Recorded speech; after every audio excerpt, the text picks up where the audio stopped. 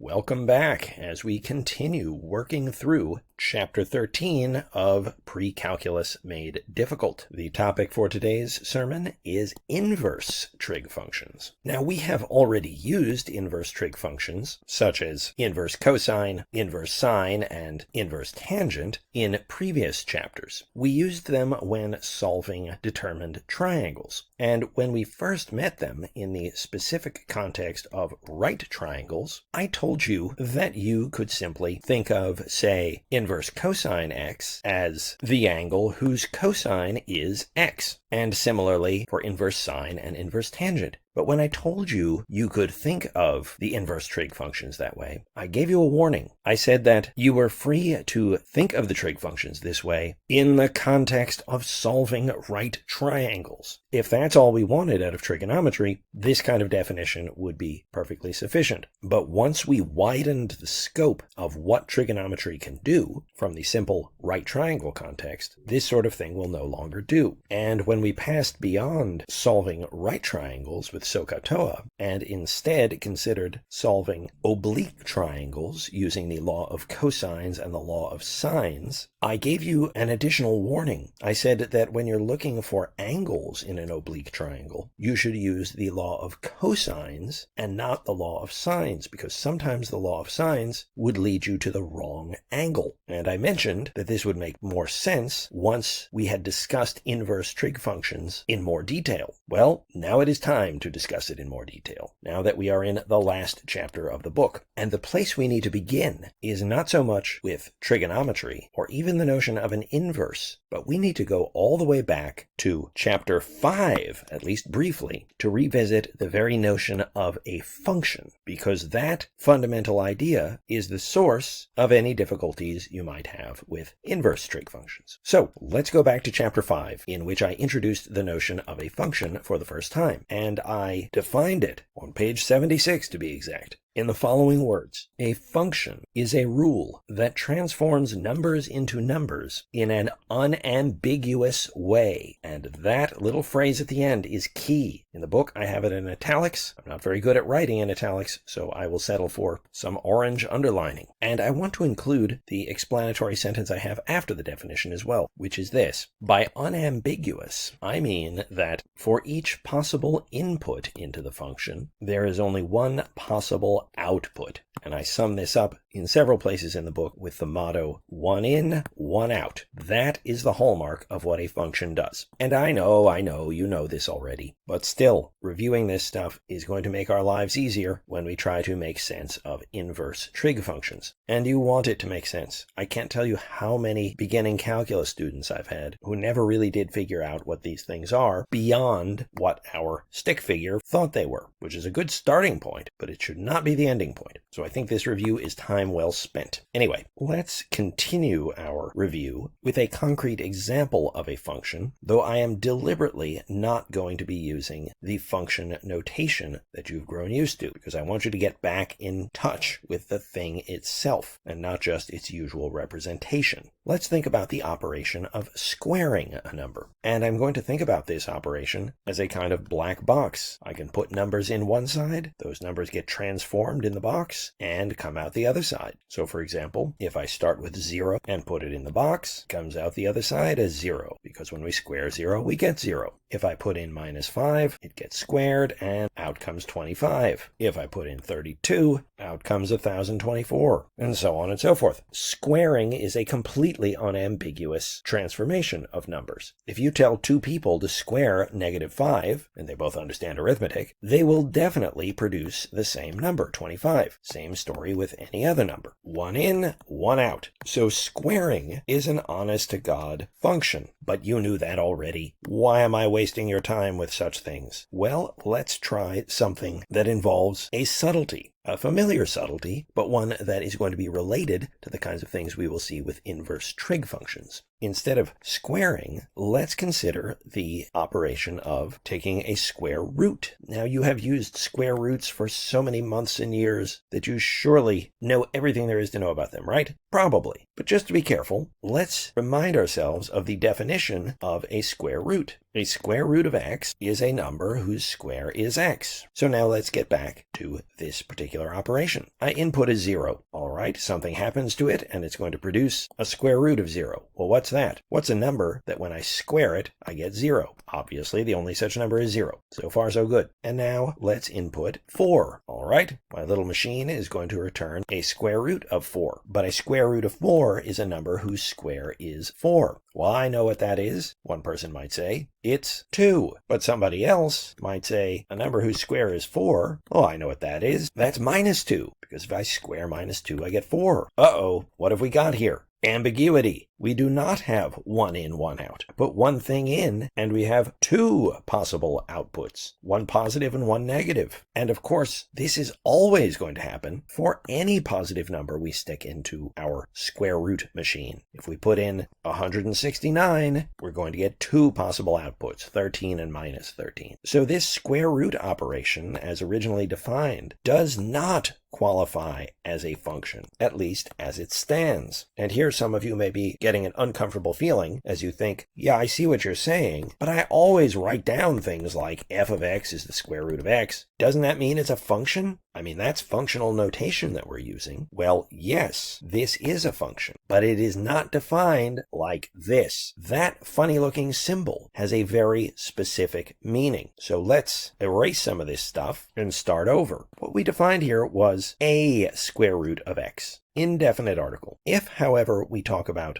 the square root of x with a definite article, and we use the symbol that you know and love, this means something slightly different than what we had written down before. The square root of x, which is what we mean anytime we use that funny square root symbol, is a non-negative number whose square is x. That one word, non-negative, restricts what can come out of my square root operation, at least when I'm talking about the square root of a number. So with that slight modification, I could now consider the same inputs we had before. Well, what's the square root of 0? It's a non-negative number whose square is 0. And of course, the only such number is 0, just as it was before. But when we move on to 4, what's the square root of 4? In other words, what is this thing? Well, that's a non-negative number whose square is 4. What could that be? It can only be 2. It can't be -2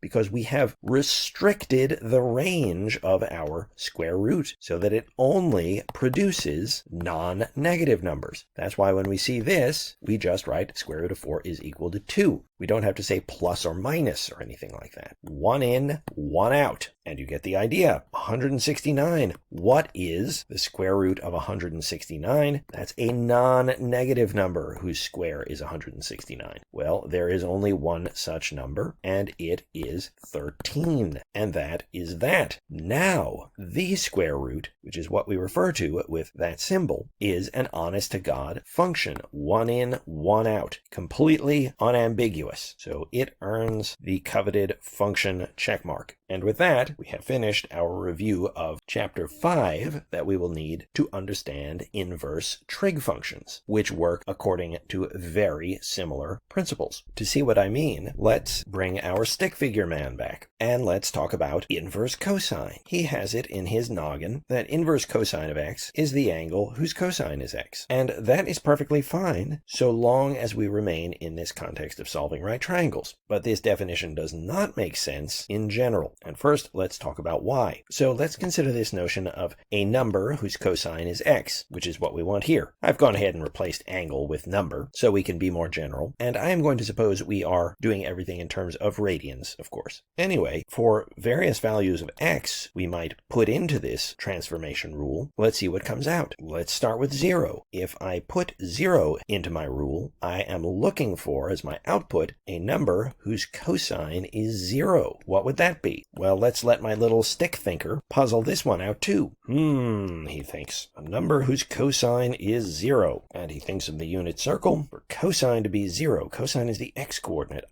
So this would do the job. Rotate through an angle of pi over 2, right? And it's true that if we take pi over 2 and took its cosine, we would indeed get 0. So yes, pi over 2 is a number whose cosine is 0. That seems simple enough, but a little more thought. And this guy is going to realize, hey, wait a second. Sure, it could be pi over 2, but I can think of something else whose cosine is 0. What about that angle right there? Ooh, 3 pi over 2 is another number, another angle whose cosine is 0. Yikes! So if I put 0 in, I could get out pi over 2, but I could get out 3 pi over 2. Oh, but it's worse than that, because we could have gone the opposite direction. Another angle whose cosine is 0 is negative pi over 2. Good Lord, it gets even worse than that, because if we're going negative, we could also go negative 3 pi over 2, which would take us to this point, whose cosine, whose x-coordinate, is again 0. So this could have been minus 3 pi over 2. And it's worse than that, because if we go back to the positive direction, we could have rotated through an entire full turn and then gone another pi over 2. So we'd have 2 pi plus pi over 2. 2 pi is 4 pi over 2, so that would mean 5 pi over 2 would be another possible output. Because if we rotate through 5 pi over 2, we get to this point,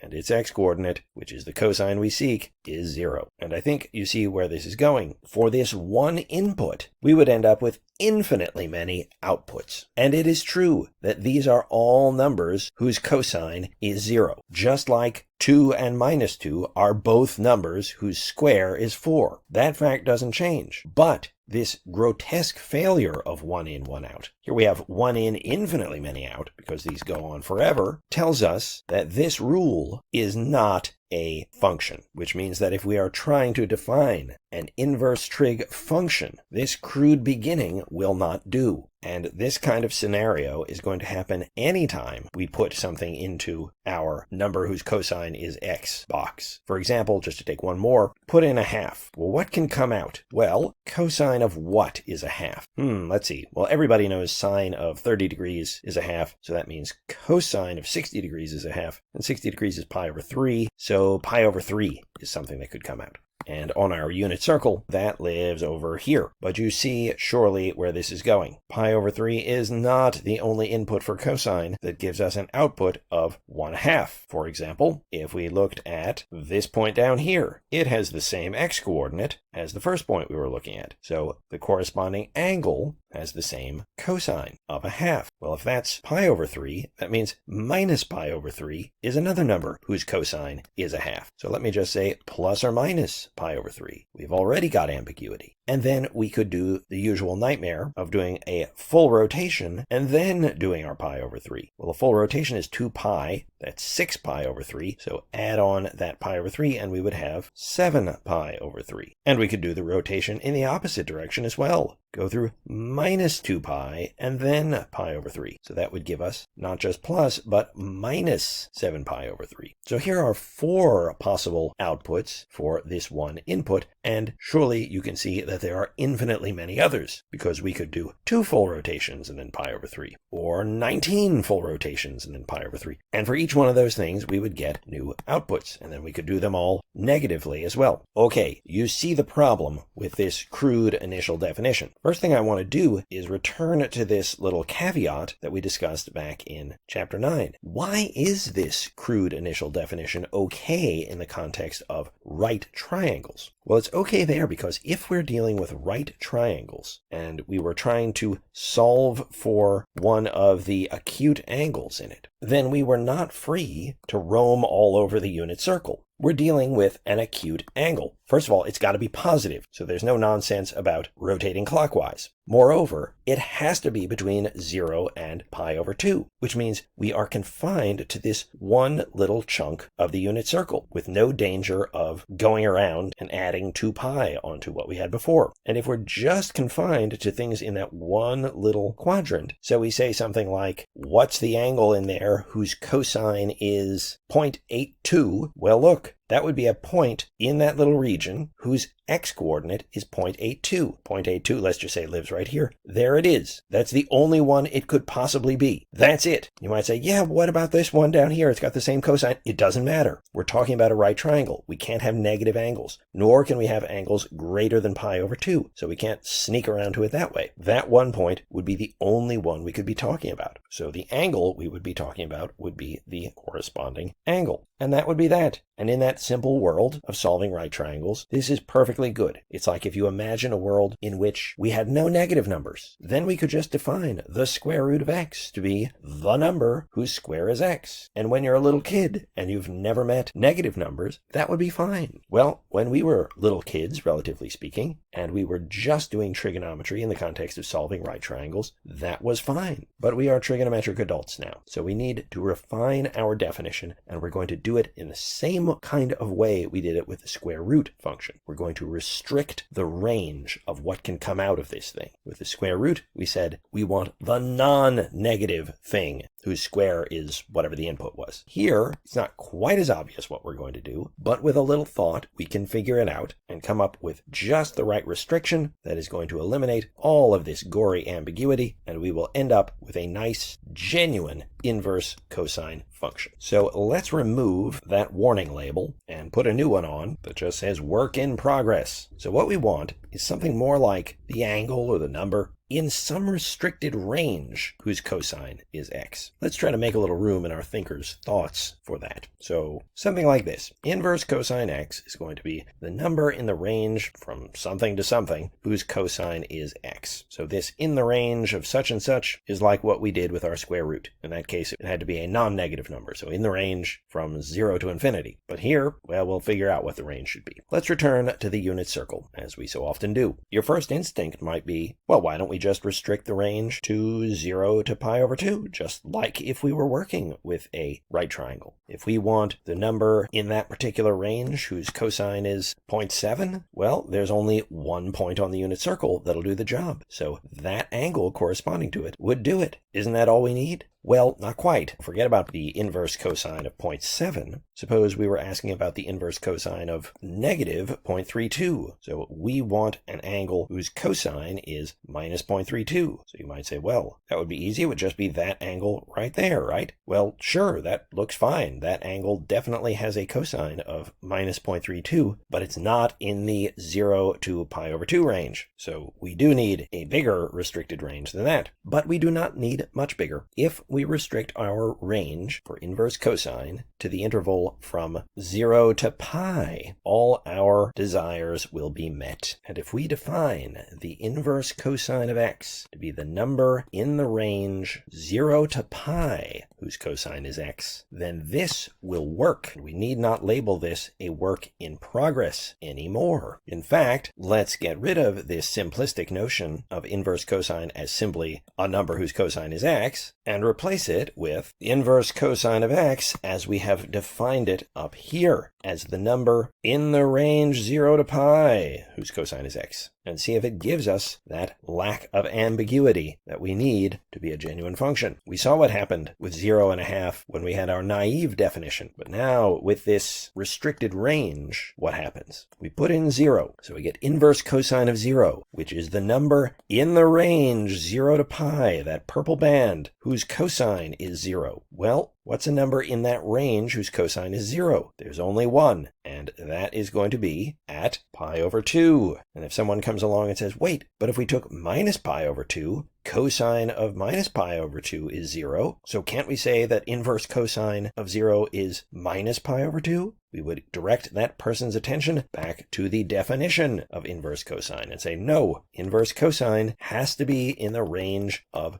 0 to pi. Minus pi over 2 is not in that range. We restrict the range because that makes inverse cosine into an honest-to-God function, and that's what we want. We want inverse trig functions. Same story if we put a half into our inverse cosine function. What we get out is not just a number whose cosine is a half. What we get out is the number in this purple range from 0 to pi, whose cosine is half. Well, what's that going to be? It's pi over 3. That is the only one. There it is in all its glory. Pi over 3, its cosine is a half. And yes, it's true that cosine of minus pi over 3 is also a half. But that doesn't change the fact that the only thing that comes out of this function is pi over 3. This is a true statement. Inverse cosine of a half is pi over 3. This, in blood red warning letters, is a false statement. Inverse cosine of a half is not negative pi over 3, even though cosine of negative pi over 3 is indeed 1/2. This is false because what comes out of the inverse cosine function is always something in the range from 0 to pi. Minus pi over 3 is not in there, so let us cast that incorrect statement into oblivion. Good. And for every possible output of the cosine function, everything stretching from -1 to 1, there is going to be exactly one angle that will give you that value as cosine. So this indeed does the job, and we have successfully defined the inverse cosine function. And I think it is time to get rid of this Chapter 5 review stuff and record our spoils of war up in its place. Good.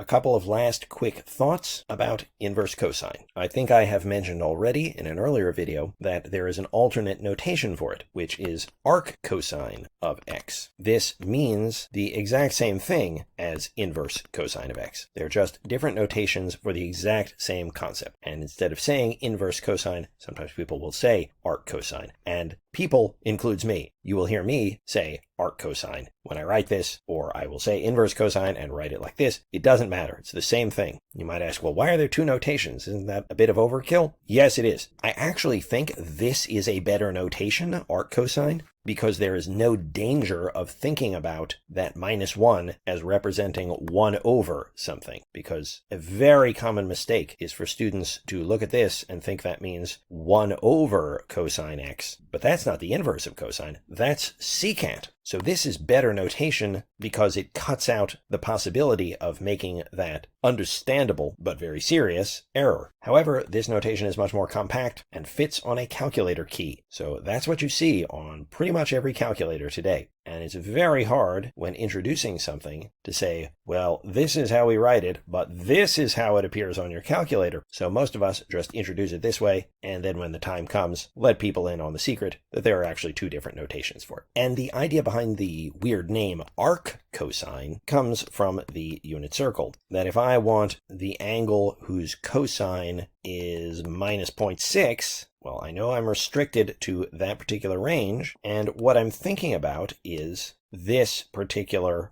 arc, which cuts off the angle that we want. It's not a perfect name either, but that's the arc that's being referred to in arccosine. But again, it just means inverse cosine. That's all there is to it. This is one of those unfortunate places where the notation is bad, the terminology isn't great, but we're stuck with it because that is what has been handed down to us, and it's too late to change it now. Like everyone else, you will get used to it very rapidly, and then you'll never think about it again. So let's ring the changes on arccosine a little bit here. Quick examples. What's arccosine of 1, or inverse cosine of 1, however you want to say it? Well, think about the unit circle. We're looking for an inverse cosine, so that means we want an angle that is restricted to that range 0 to pi. And in that range, we want the angle whose cosine is 1. Well, that would be right here. Cosine of 0 is 1, and 0 is in my restricted range, so inverse cosine of 1 is 0. How about arccosine of -1? Ooh, arccosine, what's that? Just another way of saying inverse cosine. So arccosine of -1. What does that mean? It's the angle in that range from 0 to pi whose cosine is -1. Well, that's going to be right there. The angle has to be pi. That's the only angle in that range where we get a cosine, an x-coordinate, of -1. So arccosine of -1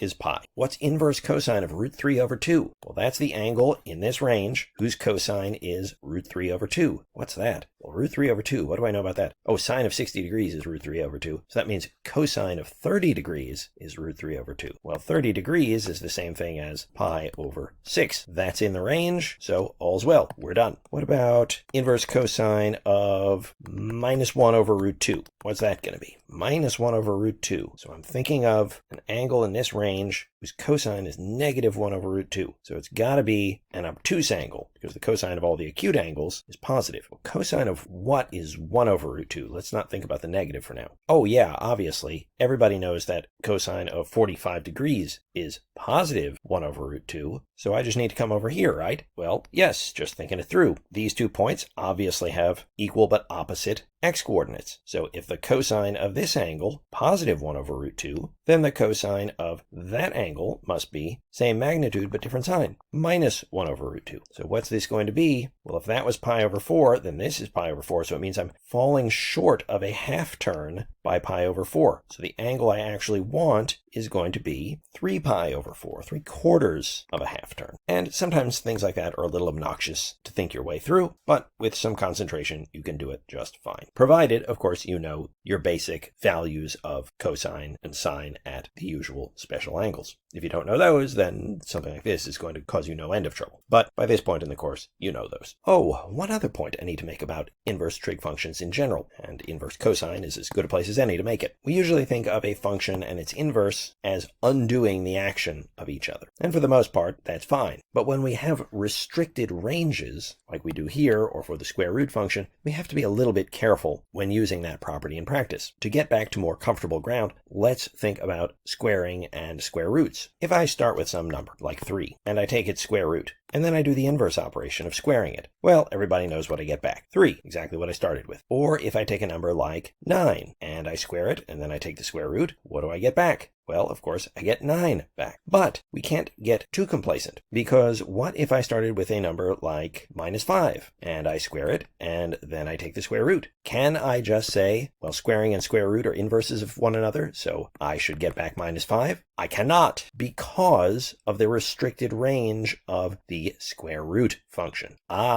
There's no way for me to get -5 out of the square root function, because the square root function only produces non-negative. So what this gives me, if I think it through carefully, is what? Well, this is going to be the non-negative number, whose square is the same as -5 squared, which is 25. Well, the non-negative number, whose square is 25, is just 5, positive 5, not -5. That's why, in general, if I have x, and I square it, and then I take the square root, I might get back x, but I might get back the opposite of x, like I did here. And you probably learned you always get back the absolute value of x. That's old familiar stuff, but it's a good reminder of what happens with inverse trig functions. Because if we have something like inverse cosine of 9 pi over 7, it's very tempting just to write down 9 pi over 7, because you think, well, these cancel one another out. But that's not quite right, because what comes out of the inverse cosine function cannot be 9 pi over 7, because 9 pi over 7 is somewhere over here. It's outside of that 0 to pi range. So this can't be 9 pi over 7, because the inverse cosine of whatever, by definition, has to be in the range 0 to pi. Can we say anything about this, though? We can. Let's think it through. Where does 9 pi over 7 live? Well, we just said it. Somewhere over here. There's 7 pi over 7 is a half turn, and then we've got another 2/7 of a half turn. So that little angle right there would be 2 pi over 7. So the cosine of 9 pi over 7 is the x-coordinate of that point. Well, I don't know what that is. This is not an angle where we can get an exact value. But still, I know that its cosine is the x-coordinate there. And the x-coordinate of that point is the same as the x-coordinate of this other point. And I like that because that's in my range. So let me go ahead and mark off that radius as well. So cosine of 9 pi over 7 is the x-coordinate of this point, which is the x-coordinate of this point. So now I'm looking for the inverse cosine of the x-coordinate of this point. So in other words, I'm looking for the angle in my restricted range whose cosine is whatever the x-coordinate of this point is. Well, obviously, that's just going to be this angle right there. The cosine of that angle is the x-coordinate of that point. And what is this angle? Well, it falls short of a half turn by how much? By 2 pi over 7, because that angle is, of course, the same as this one. And if we fall short of a half turn by 2 pi over 7, what angle do we have? Well, half turn is 7 pi over 7, so this is going to be 5 pi over 7. And this is the kind of little problem that trigonometry teachers, including myself, like to give students, because you kind of have to think your way through it. You can't just say, well, first I'll figure out what cosine of 9 pi over 7 is, and then I'll take the inverse cosine. You can't do that because there's no way to evaluate that exactly. But you can still think about what it means in terms of the unit circle. Okay, so much for inverse cosine. Let us turn our attention to the inverses of sine and tangent. Once again, to make inverse sine and inverse tangent into genuine functions that satisfy our one in, one out criterion, we will need to restrict their ranges. We can't just define inverse sine of x as the number whose sine is x, because for any value of x between -1 and 1, there will be infinitely many such numbers. So we will need to define inverse sine of x as the number in the range, but what will the range be whose sine is x? So let's figure out an appropriate range. Well, it's natural to wonder if we could use the same restriction that held for inverse cosine from 0 to pi. Would that work? Alas, no. And for two reasons. First, if we made that restriction, then what could we say about, say, the inverse sine of 1 over root 2? It's tempting to say, well, of course, that's just pi over 4. Everybody knows sine of pi over 4 is 1 over root 2. And sure, that last statement is correct, but it's also true that sine of 3 pi over 4 is 1 over root 2. And both of those angles, pi over 4 and 3 pi over 4, lie in the range from 0 to pi. So since this could reasonably be said to be pi over 4 or 3 pi over 4, this restriction will not work. It will not give us an unambiguous value of inverse sine. Here we have 1 in, 2 out. So that's already enough to show that this restriction will not work, but it's worth pointing out a second flaw that it has as well. If we try to restrict it this way, what would we say about inverse sine of -1/2? Well, that would be the number in this purple range whose sine is -1/2. Clearly there is no angle in that range that will give us a sine of -1/2. The sine of anything in that range is always going to be positive because the y-coordinate is always going to be positive. It worked for cosine because we got the full range of cosine. As this point moves along that arc, we go from a cosine of 1 all the way down to -1. Here the sines start at 0, go up to 1, and then just go right back down to 0. So everything ends up being either doubled or it never appears at all. Moral of the story being that the range we used for inverse cosine is not going to work for inverse sine. Can we come up with something different? We can. We need a range that will give us exactly one angle for every possible value of sine between -1 and 1. Can we think of such a range? Well, the nicest choice is this one, which stretches from an angle of -pi over 2 up to positive pi over 2. If we restrict inverse sine's range that way, then an expression such as inverse sine of 1/2 makes perfect sense. Is there an angle in here whose sine is 1/2? Of course there is. We know that sine of pi over 6, 30 degrees, is 1/2. Is there any other angle in here whose sine is 1/2? No, that's it, because every point on that arc has a different y-coordinate. There's only one point whose y-coordinate is 1/2, and it is that one. So this restricted range picks out an unambiguous value of sine of 1/2. It is pi over 6 and only pi over 6. 1 in, 1 out. And we haven't accidentally sliced anything out either. Like to go back to inverse sine of -1/2. Now, with this proper restriction, we see that since this point has a y-coordinate of 1/2, then of course this point, which is in the range, has a y-coordinate of -1/2. So if we get to this one by rotating through pi over 6, we get to this one by rotating through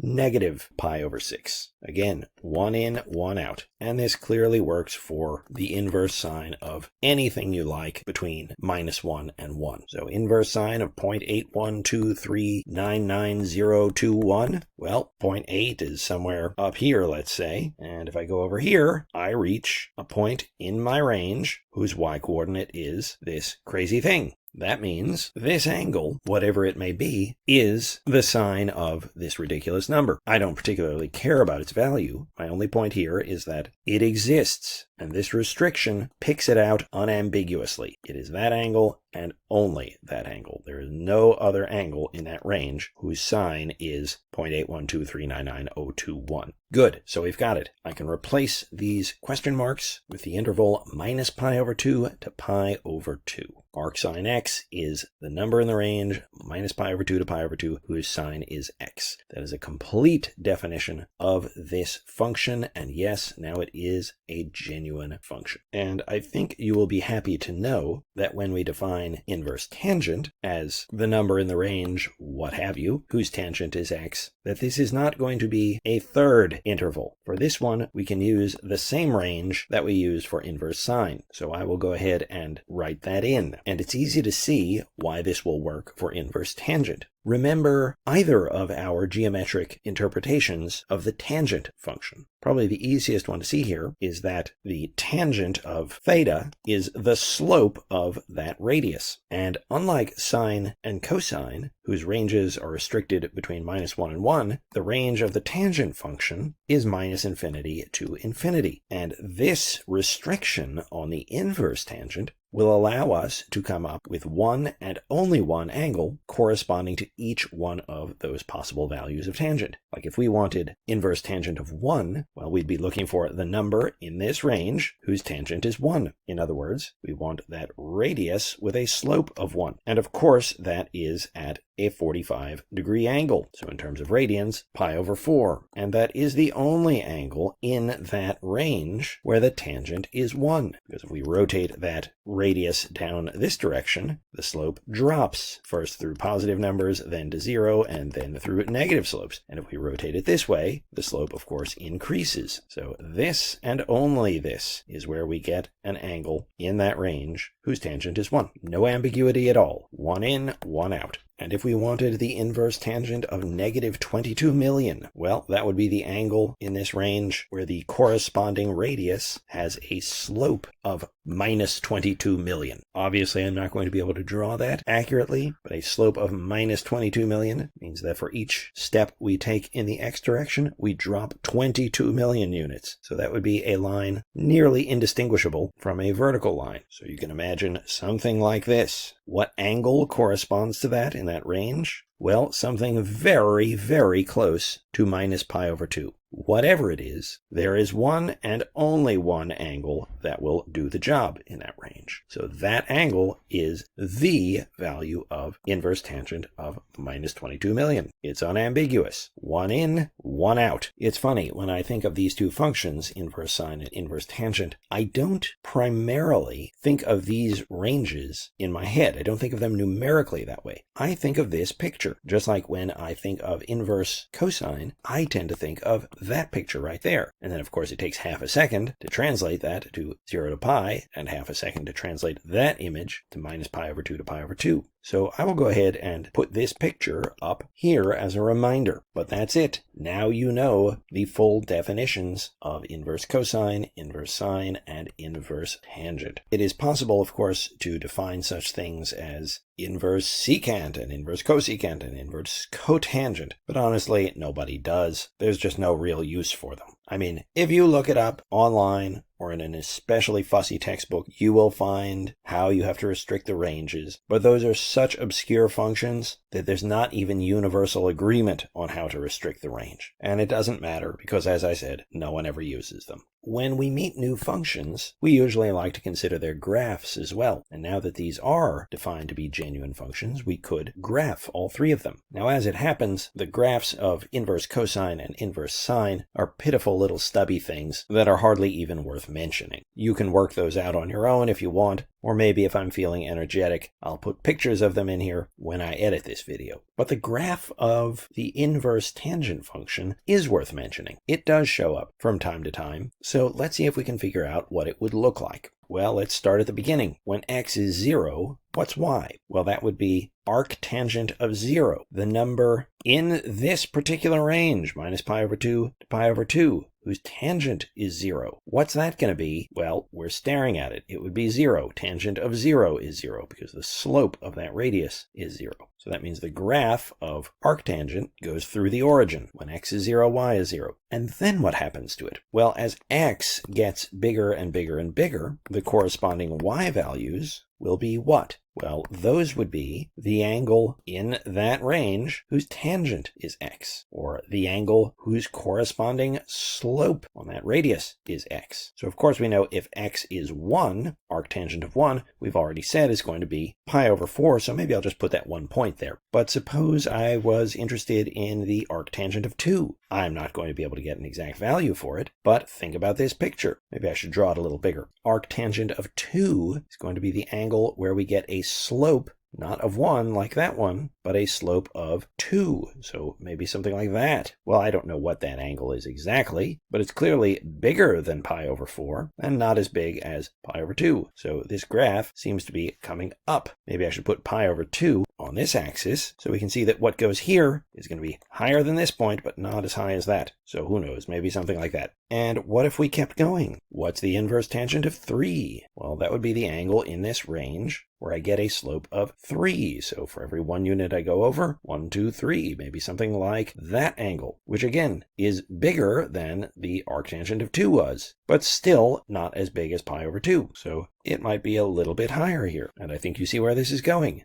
Arctangent of 4. Well, maybe I need a slope like that. It's bigger, but still not as big as pi over 2. Arctangent of 5. Still steeper slope, but the angle still is not pi over 2. Arctangent of 1,000,000. It's still not pi over 2, but it's so close as to be indistinguishable. Pi over 2 is going to be an asymptote towards which the value of the arctangent function is tending. So the graph, this part of it anyway, would look something like this. Oh, and what about this region between 0 and 1? Like if we had arctangent of 1/2. Well, I'd need a slope of 1/2. So of course it's going to be less than arctangent of 1, which is pi over 4, but it's still going to be bigger than 0. And if I had arctangent of 1/10, well, still I'd have an angle something like this, very close to 0, but slightly above it. And of course we already said that arctangent of 0 is 0. So this is going to look like that. So it's going to climb relatively rapidly here, but then slow and approach this asymptote as we go to infinity. And what about for negative values of x? What is, for example, the arctangent of -1? Well, that would be the angle in here whose tangent is -1. And of course, that is going to be this angle right here, which is minus pi over 4. So we would get a point right here.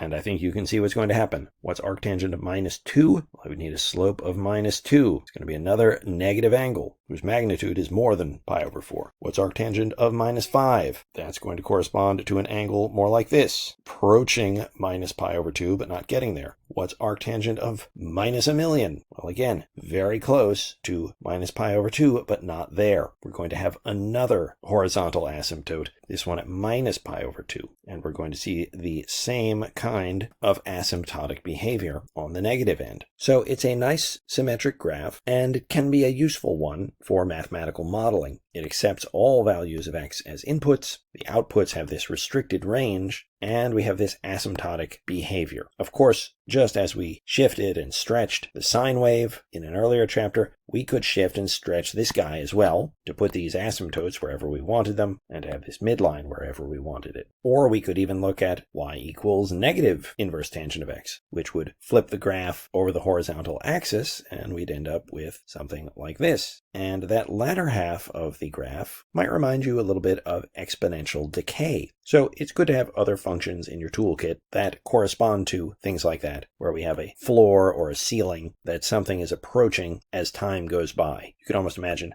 the horizontal axis as being like a time axis, and the vertical axis representing whatever it is you're tracking over that time. Like, for example, maybe imagine taking the arctangent graph, stretching it vertically, shifting it up, and then shifting it to the right until we end up with a graph that looks maybe something like this. And then maybe the horizontal axis corresponds to time, and the vertical axis, let's say, corresponds to some kind of population in some particular area. Maybe it's a population of bacteria in some confined area. And the idea is it starts out small, grows, but then starts leveling off and never reaches or passes a certain point. And that point might represent what's usually called the carrying capacity of that particular environment. If you had more bacteria, to use our example, than that, they would start dying off through overpopulation. Well, we don't need to go down that path any further. That's not anything that we will be doing anything with in this class, but I hope it gives at least a hint of why you might see this graph or other ones with similar shapes in your future. All right, there are also various trigonometric identities relating to inverse trig functions, although these are a little more obscure, and I wouldn't wouldn't ask you to learn any of them. Although there are one or two little facts that I think are kind of useful to know. Let's go back to the notion of even and odd functions. Now, most functions out there are neither even nor odd, but as we've seen as we have studied this subject, trigonometry is full of even and odd functions. Cosine is an even function. We all know that. Cosine of minus anything is cosine of that thing itself. It absorbs that negative. That's what it means to be an even function. And yes, that fact is in your memory, but you also remember why it is so. If I have some angle theta and it's negative, well, what can I say about cosine of theta versus the cosine of minus theta? Well, those are the x-coordinates of these 2 points, respectively. And of course, those 2 points have the exact same x-coordinates, which is to say that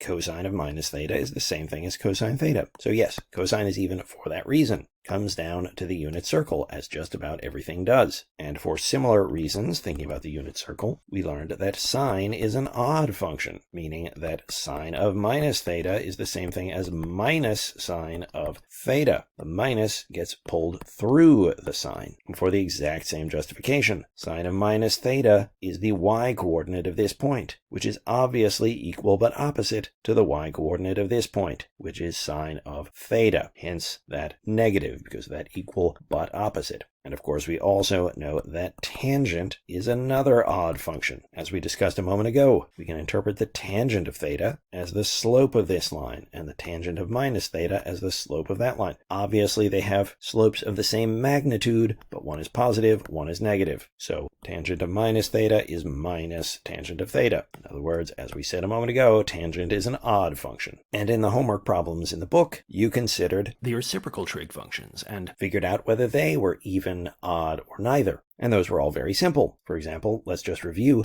secant. Well, the only question is, what does secant do to minus theta? Well, what is secant? That's 1 over cosine by definition of secant. Hey, cosine of minus theta, I know that is the same thing as cosine theta, because cosine is an even function. So it just absorbs that negative. 1 over cosine theta, that is secant theta. So at the end of the day, we see that secant of minus theta for any theta is the same as secant theta. That means secant has absorbed that negative, which means that secant is an even function. Essentially, secant inherited evenness from cosine itself. And the same thing is going to happen with the other pairs of reciprocal functions. Cosecant is by definition the reciprocal of sine, and it is going to inherit oddity from it. Very odd family. And similarly, cotangent is the reciprocal of tangent, and by the same kind of argument we used for secant, which you hopefully have already done, but if you haven't, take a minute and do it now. We see that cotangent must be an odd function. It too inherits its oddity from tangent, from which it was defined. Okay, great, but we might ask, are we so lucky that these functions, these inverse trig functions, are also either even or odd? We love it when we have functions that are even or odd. Well, let's investigate this. Let's start with inverse sine. Is inverse sine an even function, an odd function, or neither?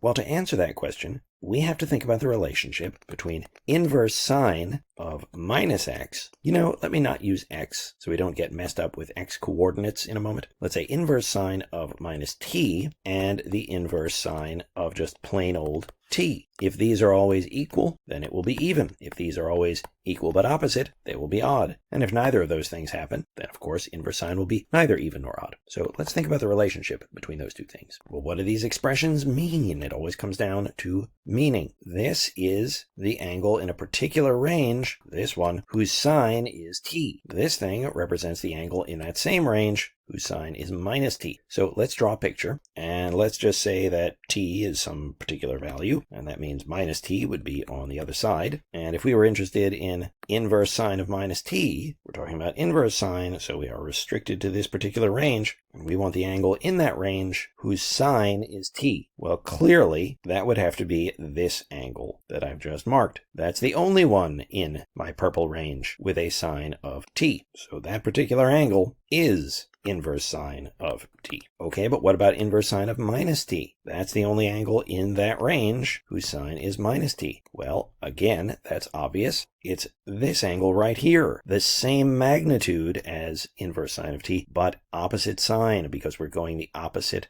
direction. So positive, negative, but same magnitude. So what can I say about these two expressions? They are equal but opposite. Algebraically speaking, that negative is just getting pulled through the inverse sign. So that tells me that inverse sine, or arcsine as I'll call it here for the sake of variety and to get you used to seeing it in that form, it is an odd function. And you might say, oh, I see the game here. Maybe arcsine inherited oddity from sine itself. Could be, but let's continue investigating and see what we can come up with. I might as well keep this picture up here because I have that same restricted range for arctangent. So now let's ask, is arctangent even, odd, or neither? Well, that is ultimately a question about the relationship between arctangent of minus t and arctangent of t. Are these always equal? If so, arctangent is even. Are they always equal but opposite? If so, arctangent is odd. Or does neither of those things happen? In which case, arctangent is neither even nor odd. Well, let's think about it. Arctangent of t, that's the angle in this range whose tangent is t. Well, let's continue thinking about the tangent as slope. So let's just say here is the radius that has slope t.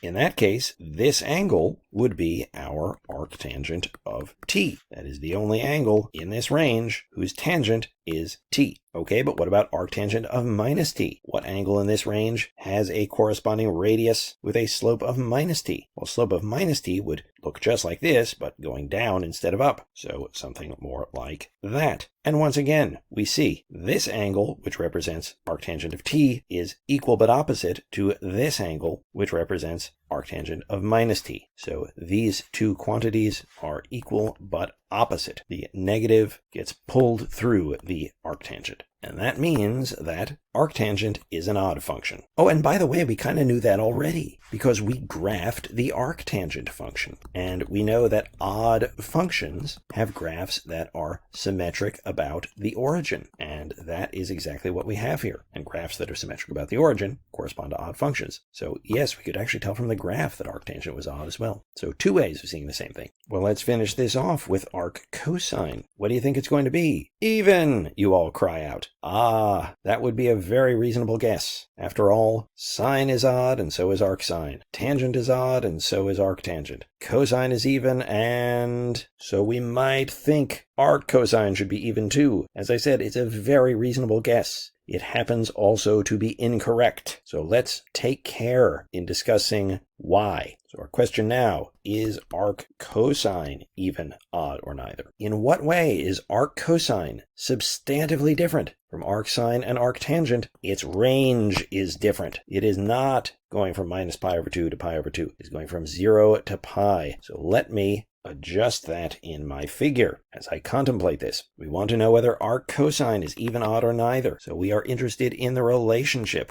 between arccosine of minus t for any t and arccosine of t. All right. Well, cosine is all about x-coordinates of points on the circle, not slopes anymore. So let's just say we have some value of t here, and then minus t is over here. Where can we see the arccosines of t and minus t? Those are the angles in this range where we get a cosine of t and minus t. So arccosine of t, what's that? Well, clearly that's pretty easy to see. This angle is arccosine of t because the x-coordinate of that point is t. All right, what about arccosine of minus t? Well, that's going to be, let's see, here is the point in that range whose cosine is minus t, but arccosine of minus t, what angle is that? Oh, it's this angle right here. That orange stuff is arccosine of minus t. Well, are these two angles equal to one another? No, they are not. So arccosine is definitely not even, as you might have guessed if you were just going by a pattern. Are they equal but opposite? No, they are not that either. So in fact, arccosine is neither even nor odd, which makes it more or less unique, interestingly enough, among the functions that we deal with in trigonometry. These are occasionally useful facts to know, and they may even help you on the odd exam question, because if you see something like arctangent of minus root 3, you could immediately think to yourself, well, arctangent is odd, so that means I can pull that negative through the function, and now this doesn't look so bad, because now I'm just thinking it's the negative of whatever arctangent of root 3 is, and it's arctangent, so of course I'm restricted to angles in this range, and oh yeah, everybody knows tangent of 60 degrees is root 3. So that's pi over 3, so it works out to minus pi over 3. And all's well. Good. Oh, by the way, I forgot to mention, going back to those oblique triangles we worried about in chapter 11, I warned you at the time that if you were trying to solve a determined oblique triangle, and you were trying to figure out a given angle in the triangle, you should use the law of cosines to get it, not the law of sines. Why did I say that? It's very easy to understand now. It was because if you used the law of sines to find our angle alpha, presumably that meant that you knew these other three parts, and so when you went to solve for sine of alpha, you would have ended up with sine of alpha is equal to some number.